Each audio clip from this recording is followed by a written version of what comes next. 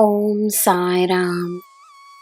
ನನ್ನ ಮುದ್ದಿನ ಮಗುವೆ, ನಿನ್ನ ಹೃದಯದ ಪ್ರೀತಿ, ನಿನ್ನ ಮನಸ್ಸಿನ ಭಕ್ತಿ, ನಿನ್ನ ಜೀವನದ ಉದ್ದೇಶ, ನಿನ್ನ ಮನೆಯ ಶಾಂತಿ, ಎಲ್ಲರಿಗೂ ಒಳ್ಳೆಯದಾಗಬೇಕೆನ್ನುವ ನಿನ್ನ ಪ್ರಾರ್ಥನೆ ಎಲ್ಲವೂ ನಿನ್ನ ಸೃಷ್ಟಿಯೇ. ನಿನ್ನ ಪ್ರೀತಿಯಲ್ಲಿ, ನಿನ್ನ ಭಕ್ತಿಯಲ್ಲಿ, ನಿನ್ನ ಉದ್ದೇಶಗಳಲ್ಲಿ, ನಿನ್ನ ಶಾಂತಿಯಲ್ಲಿ, ನಿನ್ನ ಪ್ರಾರ್ಥನೆಯಲ್ಲಿ ನಾನು ಸೇರಿದ್ದೇನೆ.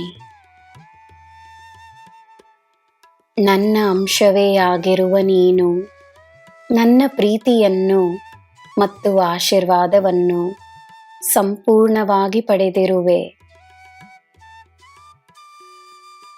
ನೀನು ಹೋಗುವ ಕಡೆಯೆಲ್ಲ ನಿನ್ನದೇ ಬೆಳಕಿರುತ್ತದೆ, ನಿನ್ನಿಂದಲೇ ಸ್ಫೂರ್ತಿ ಇರುತ್ತದೆ. ಯಾರ ಜೊತೆಯೂ ತನ್ನನ್ನು ಹೋಲಿಸಿಕೊಂಡು ತನ್ನನ್ನು ದೊಡ್ಡದಾಗಿಯೋ ಅಥವಾ ಚಿಕ್ಕದಾಗಿಯೋ ನೋಡಬೇಡ. ಹೋಲಿಸಬೇಕೆಂದರೆ ತನ್ನನ್ನು ದೇವರೊಡನೆ ಹೋಲಿಸು. ನೀನು ಅನನ್ಯವೆಂದು, ನೀನು ಅಮೂಲ್ಯವೆಂದು, ನೀನು ಶುದ್ಧವೆಂದು, ನೀನು ಪ್ರೇಮವೆಂದು, ನೀನು ಧೈರ್ಯವೆಂದು, ನೀನು ಕರುಣೆಯೆಂದು, ನೀನು ಸತ್ಯವೆಂದು, ನೀನು ಸಮೃದ್ಧಿಯೆಂದು, ನೀನು ಶಕ್ತಿಯೆಂದು ನಿನಗೆ ಅರ್ಥವಾಗುತ್ತದೆ. ಪಡೆಯುವುದಕ್ಕಿಂತ ಹೆಚ್ಚಾಗಿ ನೀನು ನೀಡಬಲ್ಲೆ ಎಂದು ಅರ್ಥವಾಗುತ್ತದೆ. ಪ್ರಾಣಿ ಪಕ್ಷಿಗಳಿಗೆ ಆಹಾರ, ನೀರನ್ನು ನೀಡುವುದನ್ನು ಮರೆಯಬೇಡ.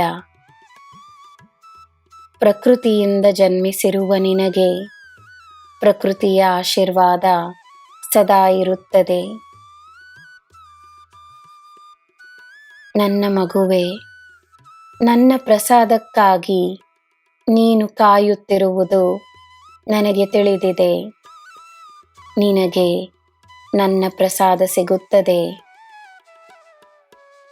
ನಿನ್ನ ಜೀವನದಲ್ಲಿ ಬರುವ ದಿನಗಳಲ್ಲಿ ನನ್ನ ಪವಾಡಗಳ ಅನುಭವವಾಗುತ್ತದೆ. ನಿನ್ನ ತಂದೆಯಾದ ನಾನು ಸದಾ ನಿನ್ನ ಜೊತೆಯೇ ಇದ್ದೇನೆ. ನಿನಗೆ ಎಲ್ಲ ಶುಭವೇ.